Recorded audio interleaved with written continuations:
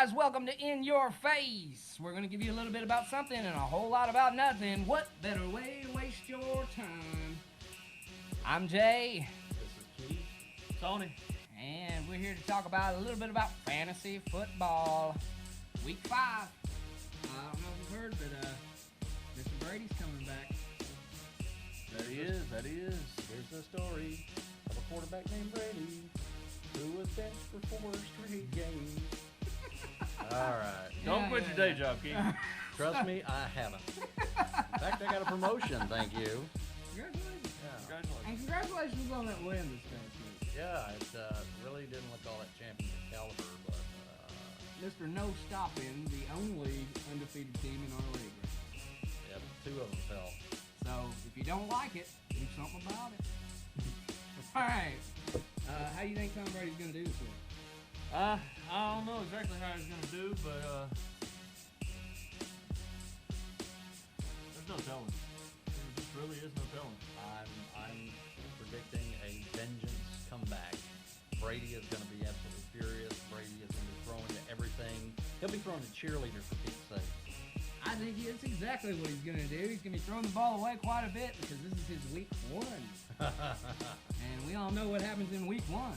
So I think week 5 will be his week 1. Be a little rusty. Well, if you're really afraid that Brady is gonna go out there and kind of piddle, they could always hand the ball off to Garrett Blunt to avoid the 16-0 trumping they got last week.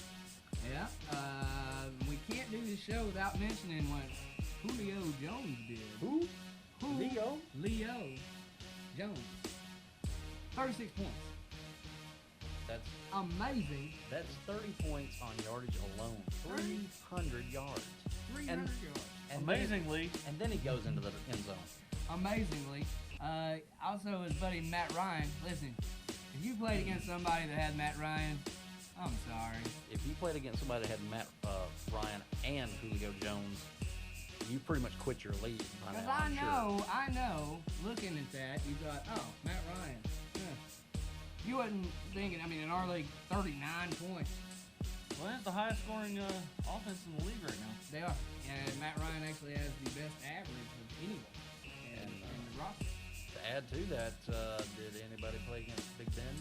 So Big Ben struck gold. Big 39 Ben. as well. Big Ben was the sleeper. Who knew? I think Rob Lowe was on a show last week filling in, and he said, well, why would you start Big Ben? At least you didn't start Roethlisberger. Well, he has a few of those games a year. This happened to be one of them. Got a lot of offensive weapons out there. A lot of offensive weapons. And just to make everybody else feel any better, in our league, both Ben and Matt Ryan were bench warmers. Sure were. But hey, believe it or not, the teams that had him still won anyway. Yeah, my little brother played Julio Jones on his birthday. Got himself a win. Man, what a present that was. Didn't even need him. So good job, Alex. Happy birthday. Could have sat it and could have laid a goose egg and still would have won. So, But you're not bitter about that, are you? Not at all. a couple of heavy hitters this week. Michael Crabtree, out of nowhere, looking like the old Michael Crabtree, right?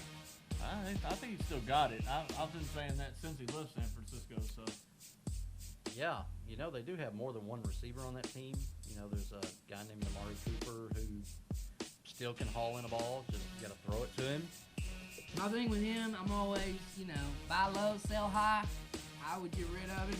I would try to make a trade now because I don't see him doing that again. I don't see him doing half of that again. Of course, let's ask the rest of the question: season. who would you pick up?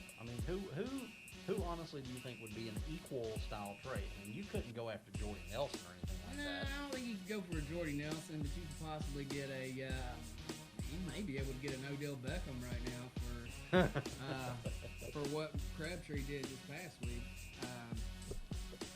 I don't know. Anybody else come to mind for you?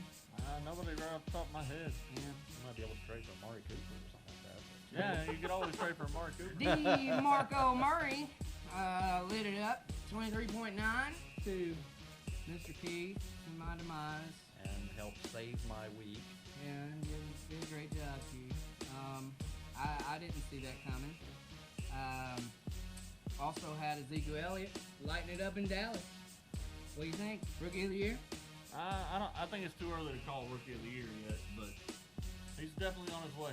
If Carson Wentz keeps playing like he is, and possibly even Dak Prescott, that could be a good running for all three of them. True. Carson Wentz is good. He is. He's turned out to be a solid. I mean, but I think Elliott. Remember a couple of weeks ago when somebody asked me who would be a better pickup, like Carson Wentz or something like that? Jimmy Garoppolo. Garoppolo, yeah. And I said that Garoppolo's trained under Brady and Wentz had to do it just by coaches. Maybe I actually was on to something there. Yeah, I think he's done a fine job. Elliott, single back in Dallas, looking great. Martellus Bennett looks like he's going to be a strong play this week. Gronkowski earlier in the week admitting that his injury is still affecting his play. Can't really remember what he did this week. He probably had 2 points or something.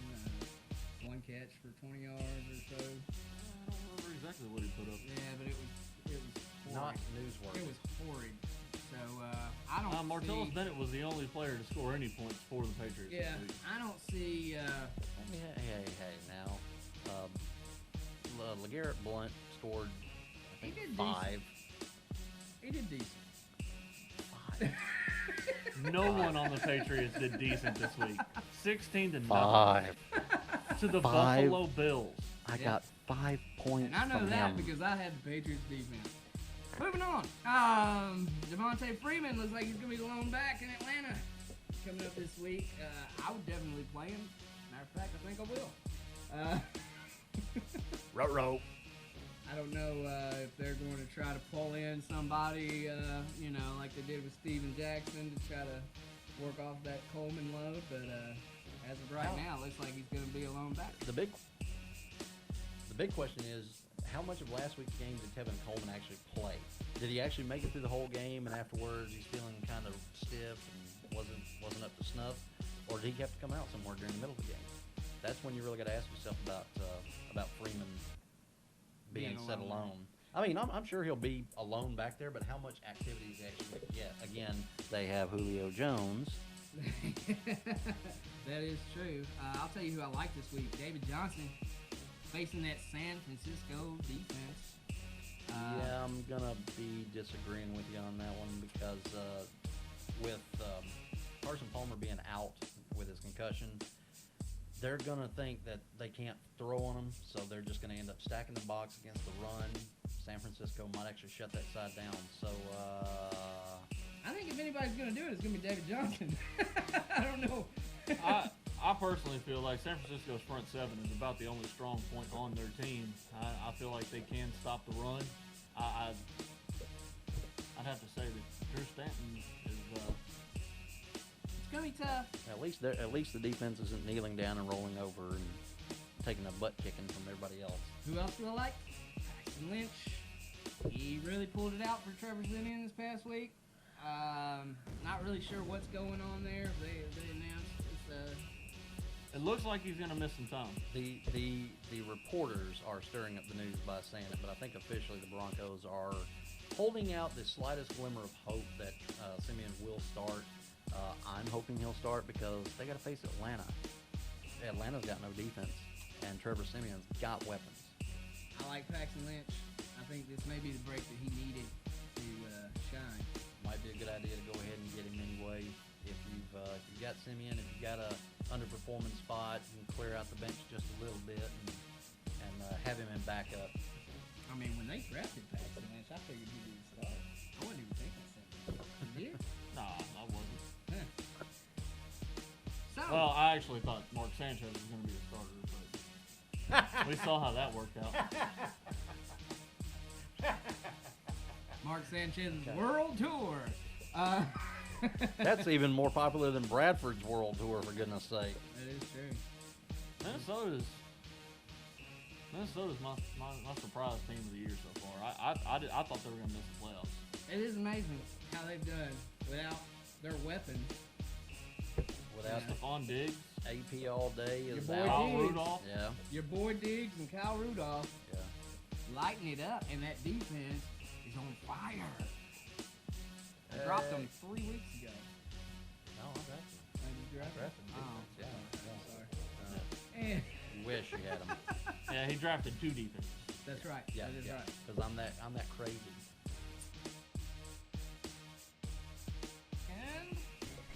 And let's talk about last week. We actually had 2 games where 3-0 undefeated teams were duking it out.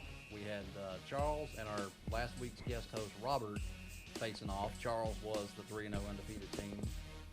Robert kind of squeaked it out on him. We'll be putting that there score down somewhere. Yeah. And then came mine and Jeremy's big game, which was a slight disappointment. Survival of the crappy. I think I was like 7th or 8th, maybe 9th highest scoring all week, and I still pretty won. Bad that you had Simeon and he went out. In the second quarter. You still won. I would have loved to have been playing either one of you guys last week. Yeah, I bet mean, you would. It didn't matter who I played. I was just my whole team was the worst combination you could possibly have. I'm trying to get rid of a Sneed. Sneed for sale. Sneed for sale. Anybody need I a was gonna Sneed? say, did you have Trade for Crabtree. Hey, no. did you have a bunch of bench points sitting there, or were they kind of empty too? No. I thought, well, even if we tie this one, I'm done. So, I didn't even need to watch Monday night because I'm pretty sure even if Minnesota would have lost by 75 points and got 700 yards, I still would lose. Oddly enough, they got outscored by the Houston Texans this week. Ain't that some crap? That is true. Houston Texans showed up. Yeah. Uh, So, moving on to week 5, we have these two facing off against each other. and Two of the more underperforming teams of the league. Yep. My score prediction 57 to 65. I'm hoping to break 100 again this week. I'm hoping to break 60.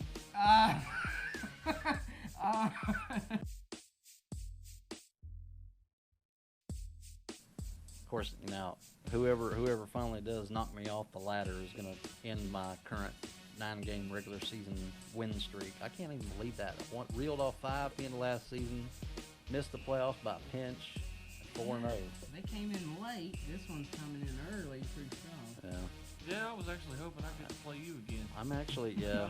My 2 are going to be Dennis and Charles. Those are the ones I double dipped this season.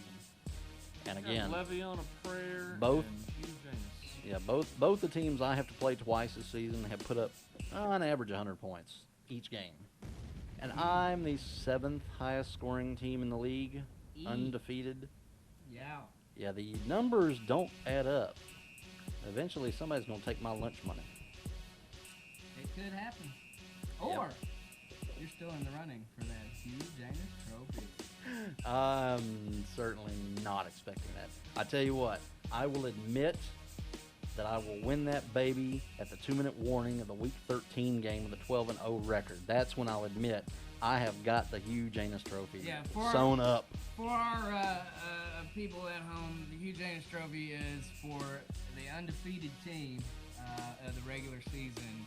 Only one man has done it, and so we named it after him. So, next week, we're thinking of doing a live Periscope. 30 minutes. All your questions, whatever you want. Hit us up. We'll put the link out, and we'll see what happens. Tell your friends, don't tell your opponents in fantasy football because, hey, you want the leg up, don't you?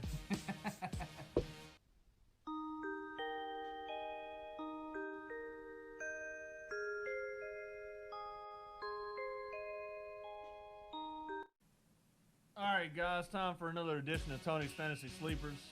Let's start off today. Have 4 bye weeks coming into this week. Jacksonville Jaguars, New Orleans Saints, Seattle Seahawks, and Kansas City Chiefs. Which means Blake Bortles, Drew Brees, Russell Wilson, and Alex Smith all sitting down for you this week. Maybe a quarterback that you might be able to pick up, Carson Wentz. Nice streaming option. We also have Hunter Henry, I talked about him last week. We all know exactly how much Phillip Rivers loves to go to the tight ends.